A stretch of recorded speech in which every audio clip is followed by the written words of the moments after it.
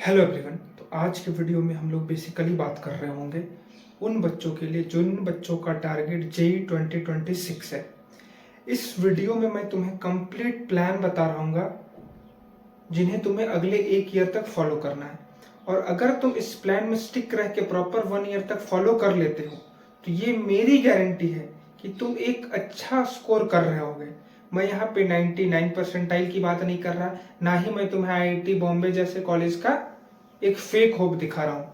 बस ये बता रहा हूँ कि इस वीडियो में जो बातें बताई जा रही होंगी इनको अगर तुम अगले एक ईयर तक फॉलो करते हो, कंटिन्यूअस 1 ईयर तक फॉलो करते हो, तो तुम डेफिनेट है कि एक अच्छे कॉलेज में 2026 वाले सेशन में एंटर कर रहे हो और एक अच्छा परसेंटाइल तुम्हारा बन रहा होगा जेई मेंस में और एक अच्छी रैंक तुम्हारी जेई एडवांस में आ रही होगी। तो इस वीडियो को एंड तक वॉच करना।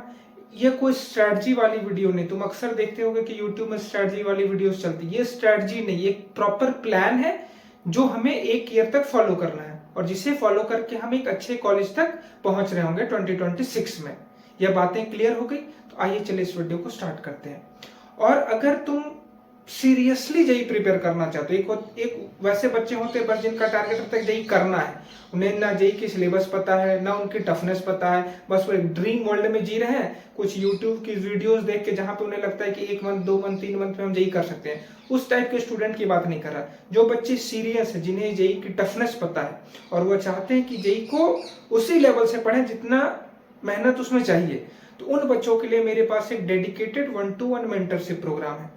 देखो आज के टाइम पे बहुत मेंटरशिप प्रोग्राम है। तुम देखोगे कि हर एक यूट्यूबर या हर एक क्रिएटर जो एजुकेशन के प्लेटफॉर्म में है वो तुम्हारा मेंटरशिप प्रोग्राम अपना चला रहा है। पर देखो ये मेंटरशिप प्रोग्राम और बाकी मेंटरशिप प्रोग्राम में डिफरेंस क्या है। सबसे पहला, मैं यहाँ पे किसी बच्चों को यह होप नहीं दिखाता कि तुम मेरे मेंटरशिप प्रोग्राम में इनरोल हो जाओगे तो तुम्हारा आईआईटी बॉम्बे में सिलेक्शन हो जाएगा। तुम एवरेज हो, बिलो एवरेज हो या इंटेलिजेंट हो, नो मैटर तुम जो भी हो, मैं यहाँ पे बस तुम्हें एक चीज बताता हूँ। तुम्हें अगर अच्छे कॉलेज तक एंटर करना है, अच्छी आईआईटी या अच्छी एनआईटी तक पहुंचना है, तो तुम्हें मेहनत करना पड़ेगा और वो भी मिनिमम एक ईयर। ऐसा नहीं कि 6 मंथ 4 मंथ में तुम अच्छे कॉलेज तक पहुंच सकते हो। तो इस मेंटरशिप प्रोग्राम में तुम्हें प्रॉपर गाइडेंस प्रोवाइड किया जाता है जो कि प्रैक्टिकल हो। ये नहीं कि हाइपोथेटिकल गाइडेंस, जैसे कि 3 मंथ में तुम जेईई एडवांस अच्छा कर सकते हो, 3 मंथ में आईआईटी बॉम्बे जैसे कॉलेज तक पहुंच सकते हो, इन सारी बातों से तुम्हें दूर रखा जाता है। यहाँ पे प्रॉपर गाइडेंस, वो भी तुम्हारे स्ट्रेंथ और तुम्हारे वीकनेस के बेसिस पे। ये नहीं कि टॉपर रिकमेंडेशन, उस टॉपर ने ऐसा करा तो मैं भी ऐसा करूंगा तो मेरा रिजल्ट हो जाएगा, नहीं। तुम्हारे स्ट्रेंथ और तुम्हारे वीकनेस के बेसिस पे गाइडेंस प्रोवाइड किया जाता है। और मैं समझता हूं कि अगर किसी भी स्टूडेंट को उनके स्ट्रेंथ और उनके वीकनेस के बेसिस पे अगर गाइड करें तो वो बेहतर कर सकते हैं एग्जाम में। बच्चे इसलिए बेहतर नहीं करते क्योंकि वो किसी और टॉपर की स्ट्रेटजी को फॉलो करते हैं, किसी और के स्ट्रेंथ को अपना स्ट्रेंथ समझ के प्रिपेयर करने लगते हैं, जिनके वजह से एंड रिजल्ट क्या होता है कि वो अच्छा नहीं कर पाते हैं। इस मेंटरशिप प्रोग्राम में वैसा नहीं होता। इस मेंटरशिप प्रोग्राम में तुम्हारे स्ट्रेंथ और तुम्हारे वीकनेस को देखते हुए तुम्हें गाइड किया जाता है और तुम्हें अगले एक ईयर तक प्रॉपर हर दिन तुम्हें मेंटर से तुम बात कर सकते हो, प्रॉपर तुम्हें गाइडेंस मिलेगा। जहां भी तुम्हें डाउट होगा, किसी भी टाइप का डाउट होगा, तुम अपने मेंटर से कंसल्ट करके पूछ सकते हो। अगर इंटरेस्टेड हो तो नीचे दिए हुए कॉन्टेक्ट नंबर में जाके तुम कंसल्ट कर सकते हो, या तो डायरेक्ट कॉल कर सकते हो या तुम व्हाट्सएप पे मैसेज कर सकते हो। और एक बात देखो, ये मत समझना कि इस मेंटरशिप प्रोग्राम में ज्वाइन करने से मेरा आईआईटी बॉम्बे जैसे कॉलेज में सिलेक्शन हो जाएगा। ये मैं कभी भी क्लेम नहीं करता। यह मेंटरशिप प्रोग्राम बेसिकली उन बच्चों के लिए जो बच्चे अगले एक ईयर तक डिसिप्लिन वे में पढ़ाई करते हैं। और अगर तुम एक ईयर डिसिप्लिन वे में पढ़ सकते हो तो तुम जिस भी कॉलेज में चाहो, जिस भी कॉलेज, जो भी कॉलेज तुम्हारा ड्रीम हो, उस ड्रीम को तुम अचीव कर सकते हो।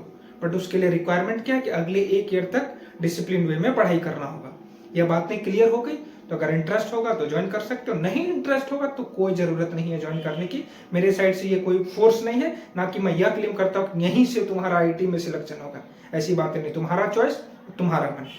यह क्लियर हो गया। अब हम लोग आ जाते हैं अपने वीडियो के टॉपिक पे। तो आज के वीडियो में हम लोग बात कर रहे होंगे उन बच्चों के लिए जो बच्चे तुम्हारा जेईई 2026 की प्रिपरेशन कर रहे हैं, जिनका टारगेट है कि जेईई 2026 में एक अच्छा कॉलेज में एंटर करना। तो अब उनके पास अराउंड 1 ईयर का टाइम है और मैं समझता हूं कि अगर कोई स्टूडेंट 1 साल प्रॉपर डेडिकेटेड वे में पढ़ाई कर ले तो वो बहुत अच्छे कॉलेज तक पहुंच सकता है। बट उतना भी आसान नहीं है कि एक ईयर में तुम आईआईटी जैसे कॉलेज को प्राप्त कर लो या इजीली तुम वहां पे पहुंच जाओ। बहुत मेहनत करनी पड़ेगी, डिसिप्लिन वे में रह के पढ़ाई करना पड़ेगा, तब जाके तुम्हारा आईआईटी जैसे कॉलेज में सिलेक्शन हो रहा होगा। यह बातें समझ में आ रही है? तो कुछ बातें हैं जिन्हें हमें ध्यान में रखना है। अगर उन बातों को हम ध्यान में रखते हैं तो होप हमारा अच्छा पेपर जा रहा होगा 2026 का। तो वो कौन कौन सी बातें इस वीडियो में मैं तुम्हें कंप्लीट वे में बता रहा हूँ। इसी के लिए मैं रिकमेंड करूंगा इस वीडियो को स्टार्ट टू एंड तक देखो, ये तुम्हारे लिए बहुत इंपॉर्टेंट है। ये कोई अननेसेसरी स्ट्रेटजी नहीं, कोई हाइपोथेटिकल ड्रीम वाली वीडियो नहीं। यहाँ पे जो प्रैक्टिकली पॉसिबल है, जो स्टूडेंट कर सकता है, वही मैं तुम्हें बता रहा हूँ। तो सबसे पहला और सबसे इंपॉर्टेंट पॉइंट देखो, बच्चे क्या करते हैं जेईई की प्रिपरेशन में। अभी तो तुम्हारे पास 1 साल रिमेनिंग है, तुम लोग ऑलमोस्ट 11th में किसी ना किसी कोचिंग में होगे, कहीं ना कहीं पढ़ रहे होगे। उस कोचिंग में जब तुमने पढ़ाई स्टार्ट करी होगी तो उस कोचिंग वाले ने तुम्हें एक ड्रीम दिखाया होगा कि अगर तुम मेरे कोचिंग में इनरोल हो जाते हो, नो मैटर कोई भी कोचिंग में, किसी का नाम नहीं लेना चाहता, अगर तुम मेरे कोचिंग में या इस पर्टिकुलर कोर्स को बाय कर लेते हो तो तुम्हारा 2 साल में आईआईटी बॉम्बे में सिलेक्शन हो जाएगा, या 2 सालों का प्रिपरेशन से तुम आईआईटी दिल्ली जैसे कॉलेज तक पहुंच सकते हो। देखो, वह या ड्रीम को इसलिए दिखा रहे हैं ताकि उनका ज्यादा से ज्यादा कोर्स सेल हो।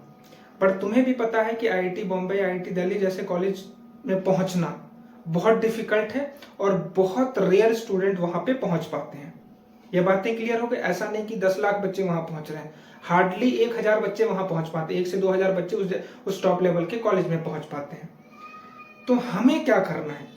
हमें बेसिकली ये जो टारगेट है कि आईआईटी बॉम्बे में पहुंचना, आईआईटी दिल्ली में पहुंचना, या एनआईटी त्रिची, एनआईटी वारंगल में पहुंचना, इनसे हमें दूर रहना है। हमारा ये टारगेट ही नहीं होना चाहिए कि मुझे आईआईटी बॉम्बे जाना है या आईआईटी दिल्ली जाना है या टॉप के एनआईटी जाना है। हमारा केवल एक टारगेट होगा। हमारे पास टाइम रिमेनिंग क्या है? 1 साल हमारे पास टाइम है।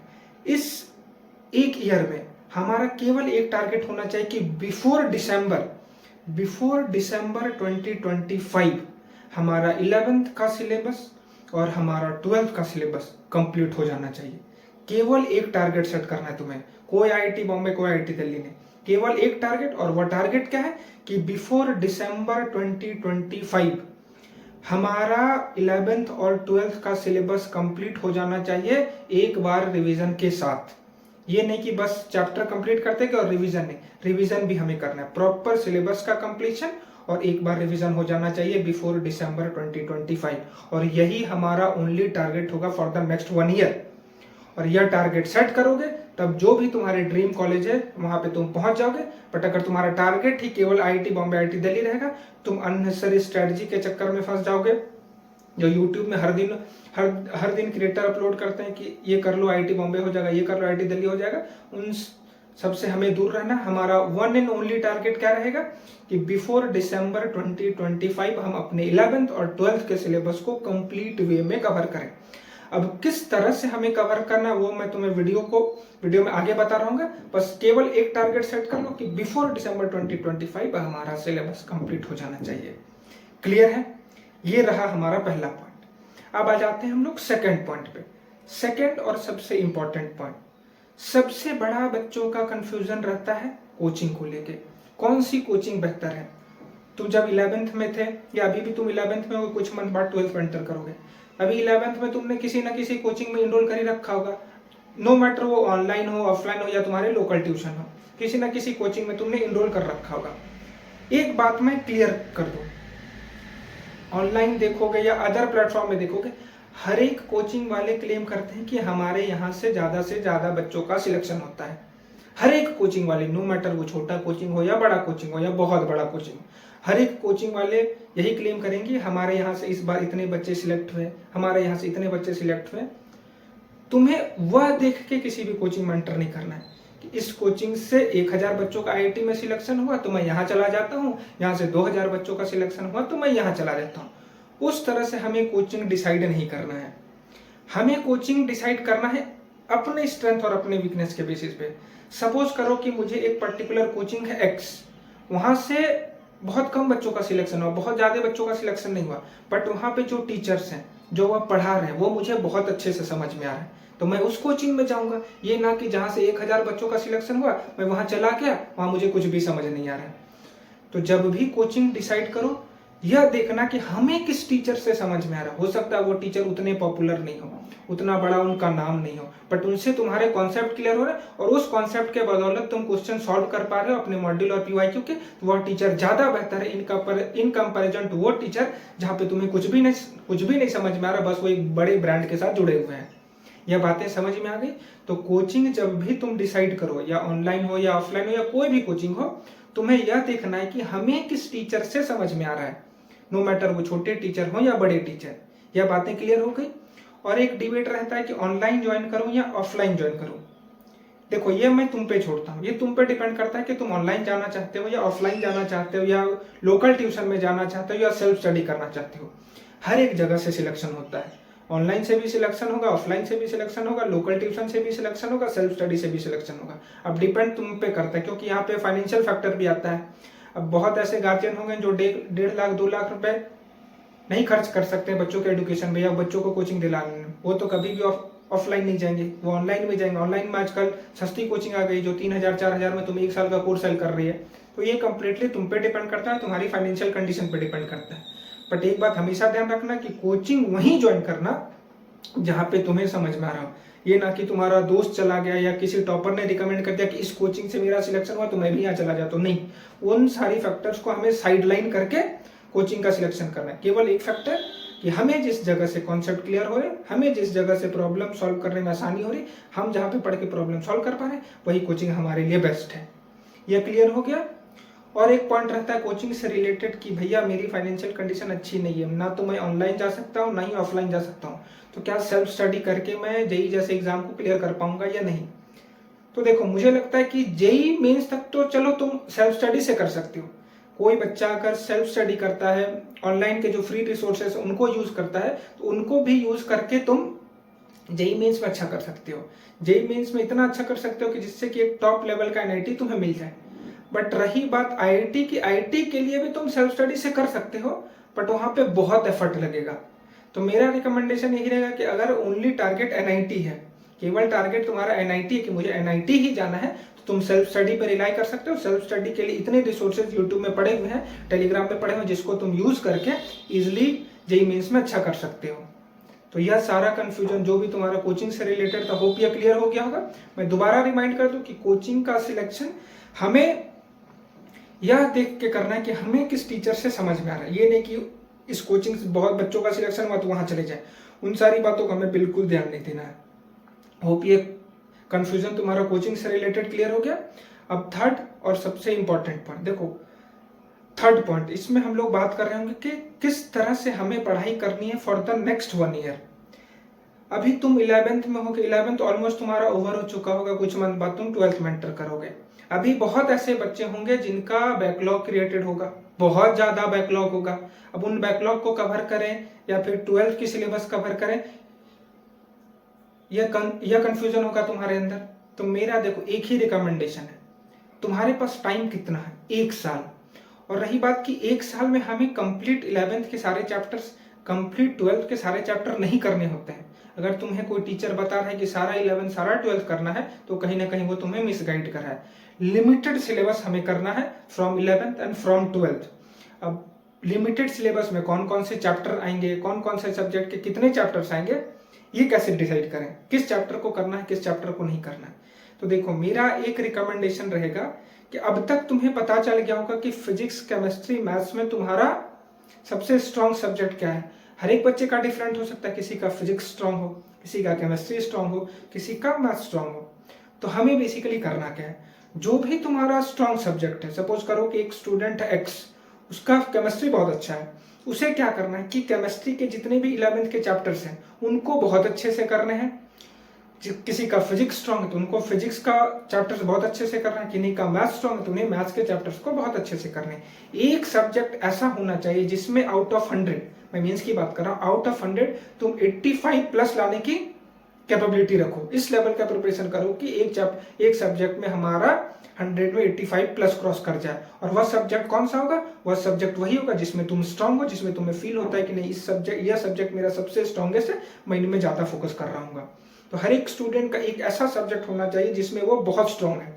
सबका अलग हो सकता है, क्योंकि every student has a different strength and weakness. तो तुम वो डिसाइड कर लो कि तुम्हारा स्ट्रॉन्गेस्ट सब्जेक्ट क्या है। वो डिसाइड हो गया, एक सब्जेक्ट मेरा डिसाइड हो गया कि सबसे स्ट्रॉन्गेस्ट। अब बात आता है सेकंड और थर्ड सब्जेक्ट कैसे डिसाइड करें। तो सेकंड और थर्ड सब्जेक्ट उसी तरह से डिसाइड करना है कि सबसे स्ट्रॉन्गेस्ट मेरा केमिस्ट्री है, उसके बाद हमें क्या पसंद है, फिजिक्स, तो फिजिक्स को हम सेकंड प्रायोरिटी देंगे और मैथ्स को हम लास्ट प्रायोरिटी देंगे। इसी तरह से हमें सब्जेक्ट डिसाइड करना है कि पहला केमिस्ट्री अगर किसी का स्ट्रॉन्ग है तो केमिस्ट्री को first priority, second priority physics को और थर्ड प्रायोरिटी मैथ्स को। तुम्हारा सब्जेक्ट का डिसीजन बन गया। अब आ जाते हैं चैप्टर्स का डिसीजन कैसे बना है। तो जो भी तुम्हारा स्ट्रॉन्गेस्ट सब्जेक्ट है, सपोज करो कि किसी का केमिस्ट्री स्ट्रॉन्ग है तो केमिस्ट्री के हर एक चैप्टर्स तुम्हें करने हैं, 11th के भी और 12th के भी। किसी का मैथ्स स्ट्रॉन्ग है तो मैथ्स के भी तुम हर एक चैप्टर्स करने हैं तुम्हें, 11th के भी 12th के भी। फिजिक्स किसी का स्ट्रॉन्ग है तो फिजिक्स के भी सारे चैप्टर्स करने, 11th के 12th के भी। तभी जाके तुम आउट ऑफ 100 85 प्लस स्कोर कर सकते हो। यह बातें समझ में आ गई। अब सेकंड और थर्ड सब्जेक्ट में कैसे चैप्टर्स का डिसीजन बनाए। तुम ये मैं समझता हूं कि जैसे जैसे तुम चैप्टर पढ़ने लगोगे, जैसे जैसे तुम लेक्चर्स देखने लगोगे, तुम्हें क्लियर हो जाएगा कि ये चैप्टर मुझे समझ में आ रहा है या नहीं आ रहा है। तो जो चैप्टर तुम्हें इजीली समझ में आ जाए, जो चैप्टर सपोज करो कि तुम्हारा फिजिक्स में अभी चल रहा है काइनेमेटिक्स, अगर काइनेमेटिक्स तुम्हें अच्छे से समझ में आ रहा है तो उसे करना। एनएलएम अगर तुम्हें नहीं समझ में आ रहा तो एनएलएम को साइड कर देना। फ्रिक्शन समझ में आ रहा तो फ्रिक्शन को करना। वर्क पावर एनर्जी समझ में आ रहा है तो वर्क पावर एनर्जी को करना। जो चैप्टर्स तुम्हें इजिली समझ में आ जाए उन्हीं चैप्टर को पहले लिस्ट आउट कर लो और उन्हीं चैप्टर्स के लेक्चर हमें करने हैं। ये क्लियर हो गया। इसी तरह से हम सब्जेक्ट चैप्टर्स की लिस्ट बनाएंगे फिजिक्स अपने सेकंड पेपर के लिए और थर्ड पेपर के लिए, और फर्स्ट पेपर के लिए हमें सारे चैप्टर्स करने हैं। ये क्लियर हो गया। ये तो रही सब्जेक्ट की बात और चैप्टर्स की बात। अब हमें चैप्टर्स को करना कैसे है, ये भी बहुत बड़ा कंफ्यूजन है। मैं अक्सर बच्चों को देखता हूं कि भैया इस चैप्टर को किस तरह से पढूं, किस तरह से करें कि जिससे कि हमारा एक अच्छा स्कोर आ जाए, किस तरह से चैप्टर्स को रीड करें जिससे कि हम सारे सवाल बना पाए मॉड्यूल और पीवाईक्यू के। तो वो मैं बता रहा हूँ कि किस तरह से हमें चैप्टर्स को पढ़ाई करनी है। कोई एक चैप्टर लेते हैं, चाहे फिजिक्स केमिस्ट्री या मैथ्स की कोई भी एक चैप्टर ले लो। सपोज करो कि काइनेमेटिक्स है, तुम्हारे कोचिंग में काइनेमेटिक्स के 10 लेक्चर हैं, तो सबसे पहला काम क्या करेंगे, चैप्टर्स के हम लेक्चर लेंगे। 1 to 10 हमने लेक्चर्स ले लिया, और लेक्चर लेने टाइम यह ध्यान रखना कि तुम्हारा ध्यान प्रॉपर लेक्चर में हो। यह नहीं कि तुम लेक्चर भी ले रहे हो नोट भी कर रहे हो, ये बहुत गलत तरीका है। जब भी तुम लेक्चर लो, वो छोटा लेक्चर हो या बड़ा लेक्चर हो, या छोटे टॉपिक हो या बड़े टॉपिक हो, तुम्हारा ध्यान कंप्लीट फोकस होना चाहिए स्क्रीन पे। जो टीचर बता रहे हैं उनको तुम माइंड में रिटेन करने की कोशिश करो, ये ना कि नोट डाउन करो। लेक्चर ले लिए, टोटल 10 लेक्चर थे काइनेमेटिक्स में, 10 लेक्चर तुमने ले लिया। सेकंड स्टेप क्या रहेगा, सेकंड स्टेप रहेगा हमारा रिवीजन। इमीडिएट लेक्चर कंप्लीट हो गए, हमने रिवाइज कर लिया। रिवीजन करने के बाद हम शिफ्ट करेंगे मॉड्यूल क्वेश्चन में। रिवीजन हो गया, उसके बाद हम मॉड्यूल के क्वेश्चन सॉल्व करेंगे। और मॉड्यूल में पहले तुम्हें क्या करना है, जेई मेंस लेवल के ही सवाल करने हैं, जेई एडवांस के सवाल तुम्हें नहीं करने। जब तक तुम्हारा जनवरी अटेम्प्ट नहीं हो जाता तब तक तुम जेई मेंस लेवल के ही प्रॉब्लम प्रैक्टिस करोगे फॉर एवरी चैप्टर। लेक्चर हो गया, रिवीजन, मॉड्यूल के जेई मेंस लेवल के क्वेश्चन, और लास्ट स्टेप आता है हमारा पीवाईक्यू सॉल्विंग। यह 4 स्टेप फॉलो करके हमारा हर एक चैप्टर को कंप्लीट करना है। लेक्चर, रिवीजन, मॉड्यूल के क्वेश्चन, मॉड्यूल में केवल जेई मेंस लेवल के क्वेश्चन, और एंड में पीवाईक्यू। यह 4 स्टेप को फॉलो करके हम हर एक चैप्टर को कर रहे होंगे। यह बातें क्लियर हो गई। No one shot, no only PYQ. ना तो केवल वन शॉट कर रहे हैं, ना ही पीवाईक्यू सॉल्व करनी है। हमें proper lecture, revision, module question, PYQ, ये 4 स्टेप फॉलो करने for each and every chapter, no matter वो चैप्टर छोटा हो या बड़ा हो। यह बातें क्लियर हो गई। क्योंकि बहुत बच्चों को रहता है भैया आखिरी के टाइम पे वन शॉट कर ले, वन शॉट से कुछ भी नहीं होगा। One shot is a form of revision. One shot को तुम रिवीजन के तौर पे ले सकते हो, बट उससे तुम्हारा चैप्टर कंप्लीट नहीं होगा। चैप्टर प्रॉपर डिटेल लेक्चर देखने से ही कंप्लीट होगा। यह बातें क्लियर हो गई। किस तरह से हमें पढ़ाई करनी, किस तरह से हमें चैप्टर को पढ़ना है, किस सब्जेक्ट में कितना टाइम देना है, किस चैप्टर्स को करने, किन चैप्टर्स को हमें नहीं करना, यह सारा कंफ्यूजन तुम्हारा क्लियर हो गया। अब आ जाते हैं हम लोग थर्ड पॉइंट में। थर्ड पॉइंट हमारा है टॉपर रिकमेंडेशन से रिलेटेड। मैं अक्सर बच्चों को देखता हूं, वो क्या करते हैं, यूट्यूब में चले जाते हैं, किसी टॉपर की स्ट्रेटजी देखेंगे, इनकी रैंक ऑल इंडिया रैंक 1 2 3 4 कुछ भी आई हो, उनकी स्ट्रेटजी देखेंगे। अब क्या करते हैं, वो उनकी स्ट्रेटजी को मैच करना चाहते हैं। एग्जैक्ट जो उन्होंने बताया, XY जितने रिसोर्सेज उन्होंने बताए उनको कॉपी पेस्ट करेंगे। और कॉपी पेस्ट करते वक्त होता क्या है कि वो जो अपना उनका लेवल है उनमें इंप्रूवमेंट नहीं आता और वो अपने प्रिपरेशन को खराब कर देते हैं। तो मेरा रिकमेंडेशन हर एक स्टूडेंट को रहेगा कि कभी भी कोई भी टॉपर, नो मैटर वो ऑल इंडिया रैंक 1 ही क्यों ना हो, उनकी स्ट्रैटेजी को हमें फॉलो नहीं करना है। क्योंकि हर एक स्टूडेंट का अपना स्ट्रेंथ और अपना वीकनेस होता है। हो सकता है उनका स्ट्रेंथ कुछ अलग हो, अब उनके स्ट्रेंथ को हम मैच करने जाएंगे तो डिफिनेट है कि हम फेल कर रहे होंगे। यही बातें बच्चों को नहीं समझ में आती। बच्चों को लगता है कि किसी टॉपर ने बोल दिया ये बुक करनी चाहिए, हम उसे ब्लाइंडली फॉलो करने लगते हैं। हमसे एनसीईआरटी नहीं हो रहा है बट हम सिंगल सॉल्व करने की कोशिश करें। क्यों? क्योंकि उस टॉपर ने बोला है। नहीं भाई, वो नहीं करना है, हमें अपने स्ट्रेंथ के अकॉर्डिंग करना है जेई। और जेई में क्वालिफाई करने का कोई एक रास्ता नहीं है, मल्टीपल वेज है। तो ये नहीं कि किसी टॉपर ने बता रखा ये करना तो यही सब करना, नहीं। हमें अपने स्ट्रेंथ और अपने वीकनेस के बेसिस पे पढ़ाई करनी है। तो कभी भी टॉपर रिकमेंडेशन को फॉलो नहीं करना है। मैं बार बार बता दूं, कभी भी किसी भी टॉपर को फॉलो बिल्कुल नहीं करना। अगर जेई में अच्छा करना है तो, नहीं अच्छा करना तो करो। 1000 टॉपर्स हैं, हर एक का अपना रिकमेंडेशन, सबको फॉलो करते रहो। कितनों को फॉलो कर पाओगे? जब तक सबको फॉलो करने जाओगे तुम्हारा एग्जाम खत्म हो जाएगा। इसलिए कभी भी टॉपर रिकमेंडेशन को हमें फॉलो नहीं करनी है। ये हो गया। अब आ जाते हैं अगला पॉइंट। अगला और सबसे इंपॉर्टेंट समझो, जिससे बच्चों का प्रिपरेशन बुरी तरह बर्बाद कर रखा है। मैं पिछले 2-3 सालों से देख रहा हूं कि अच्छे खासे बच्चे डिस्ट्रैक्ट हो जाते हैं और उनका प्रिपरेशन खराब हो जाता है। और वह डिस्ट्रैक्शन है यूट्यूब के जो क्रिएटर हैं, जो तुम्हारे लाखों स्ट्रेटजिस्ट हैं। हर एक दिन देखोगे यूट्यूब में लाखों वीडियोस अपलोड हो रहे हैं स्ट्रेटजी से रिलेटेड।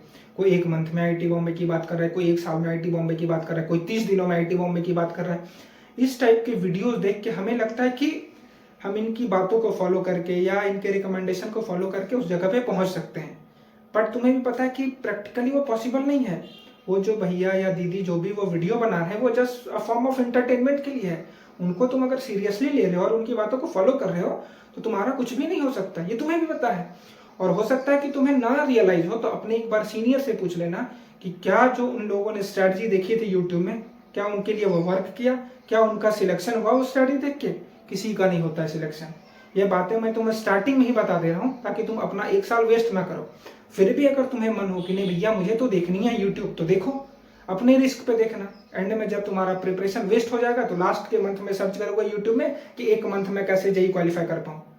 इसी के लिए कभी भी यूट्यूब की स्ट्रैटेजी वाली वीडियोस हमें नहीं देखनी है जब तक हमारा प्रिपरेशन चल रहा हो। 1 साल तुम्हारे पास टाइम है, ये 1 सालों में कोई भी स्टूडेंट यूट्यूब वाली वीडियोस नहीं देखेगा। यूट्यूब में स्ट्रैटेजी रिलेटेड वीडियो बिल्कुल नहीं देखेगा। अगर तुम प्रिपरेशन को अच्छा करना चाहते हो तो, नहीं अच्छा करना चाहते तो वो तुम्हारी मर्जी है, तुम देख सकते हो। बट कोई जो सीरियस कैंडिडेट है जिन्हें जेई में अच्छा करना है, उन्हें मैं रिकमेंड करूंगा कि प्लीज यूट्यूब से दूर रहो, स्ट्रैटेजी वाली वीडियो से दूर रहो। तुम लेक्चर देख सकते हो, प्रॉब्लम सॉल्विंग सेशन देख सकते हो, बट स्ट्रैटेजी बिल्कुल भी दूर रहना है स्ट्रैटेजी वाली वीडियो से। यह क्लियर हो गया। और लास्ट और सबसे इंपॉर्टेंट पॉइंट, देखो जेई कोई भी स्टूडेंट क्वालिफाई कर सकता है, वो एवरेज हो, बिलो एवरेज हो या इंटेलिजेंट हो। बस जेई में एक फैक्टर सबसे इंपॉर्टेंट रहता है, डिसिप्लिन वे में स्टडी। मेरे मेंटरशिप प्रोग्राम में मैंने बहुत बच्चों को देखा है कि स्टार्टिंग में बच्चे बहुत जोश के साथ आते हैं, कुछ मंथ उनका सही चलता है, धीरे धीरे जैसे 2 मंथ 3 मंथ होता है उनकी मोटिवेशन डाउन हो जाती है और फिर वो डिसिप्लिन वे में पढ़ाई नहीं कर पाते हैं। तो मैं यही रिकमेंड करूंगा कि अगले 1 साल तक डिसिप्लिन वे में रह के पढ़ो। नो मैटर तुम्हारा अभी जो भी लेवल हो, तुम एवरेज हो सकता है बिलो एवरेज हो, अगर तुम 1 साल प्रॉपर डिसिप्लिन वे में रह के पढ़ सकते हो तो डेफिनेट है कि तुम्हारा जेई में सिलेक्शन हो रहा होगा, एक तुम अच्छे कॉलेज में एंटर कर रहे होगे 2026 वाले सेशन में। यह बातें समझ में आ गई। तो डिसिप्लिन बहुत इंपॉर्टेंट है और डिसिप्लिन में रहने वाला स्टूडेंट ही जेई क्वालिफाई कर रहा होता है। इंटेलिजेंट होना ये हमारे हाथों में नहीं, बट अगर हम डिसिप्लिन वे में रहेंगे तो डेफिनेट है कि एक अच्छे रैंक तक पहुंच रहे होंगे 2026 वाले सेशन में। यह क्लियर हो गया। और लास्ट एक छोटा सा पॉइंट मैं बोलना चाहूंगा। देखो बहुत तुमने सुना होगा, बहुत क्रिएटर्स है कि जेई क्वालिफाई करनी है तो तुम्हें 16 आवर्स 14 आवर्स की पढ़ाई करनी पड़ेगी। ये प्योर नॉनसेंस वाली बातें हैं। अगर तुम 8 घंटे की भी पढ़ाई करते हो for the next 1 year, regular 8 घंटे भी पढ़ाई करते हो तो तुम्हारा लेवल उस स्टूडेंट से ज्यादा बेहतर हो जाएगा जो दिन के 16 घंटा पढ़ते हैं। और 16 आवर कौन बच्चे पढ़ रहे थे पता है? जिन्होंने पूरे साल कुछ भी पढ़ाई नहीं करी है, एग्जाम के लास्ट के 2-3 मंथ में वो 16 या 14 आवर्स पढ़ाई करते हैं और एंड में उनका कुछ भी रिजल्ट नहीं आता है। इसीलिए अगर पढ़ाई करनी है तो हर दिन 8 घंटे पढ़ाई करो फॉर द नेक्स्ट 1 ईयर, बहुत अच्छे पोजीशन में पाओगे और बहुत अच्छा तुम्हारा लेवल हो जाएगा। यह बातें क्लियर हो गई। इस वीडियो में जो सारी बातें बताई गई उनको ध्यान से दोबारा रिवाइंड करके सुनना, और यही प्लान तुम्हारा रहने वाला है फॉर द नेक्स्ट 1 ईयर। इसके बाद कुछ वीडियोस आएंगी, बट वो स्ट्रैटेजी वाली वीडियो नहीं रहेंगी, क्योंकि मैं स्ट्रैटेजी बनाना बिल्कुल पसंद नहीं करता। ये अननेसेसरी बातें, बच्चों को डिस्ट्रैक्ट करना, अननेसेसरी होप दिखाना, वो मेरा काम नहीं है। मैं जो प्रैक्टिकल है, जो रॉ और रियल बात है, वही मैं बताता हूँ। हो सकता है बहुत बच्चों को यह खराब भी लगे, बट प्रैक्टिकल यही है, जो तुम कर सकते हो, जो पॉसिबल है, वही सारी बातें मैं बता रहा होता हूँ अपने वीडियो में। तो होप तुम्हें ये वीडियो में जो बातें बताई गई होंगी तुम अप्लाई कर रहे होगे। अगर अप्लाई करोगे तो तुम डेफिनेट है कि 2026 में एक अच्छे कॉलेज में एंटर कर रहे होगे। यह क्लियर है। अब इस वीडियो से रिलेटेड किसी भी टाइप का कंफ्यूजन, कोई भी डाउट, किसी भी टाइप के क्वेश्चंस होंगे, तुम मेरे व्हाट्सएप में पूछ सकते हो। व्हाट्सएप का नंबर डिस्क्रिप्शन बॉक्स में दिया हुआ, वहाँ पे जाके तुम कोई भी सवाल हो, तुम्हारा कोई भी डाउट हो मेंटरशिप से रिलेटेड या अपने प्रिपरेशन से रिलेटेड, वो तुम मुझसे कंसल्ट करके पूछ सकते हो। और अगर ये वीडियो अच्छा लगा तो चैनल को लाइक, शेयर और सब्सक्राइब जरूर करना। धन्यवाद।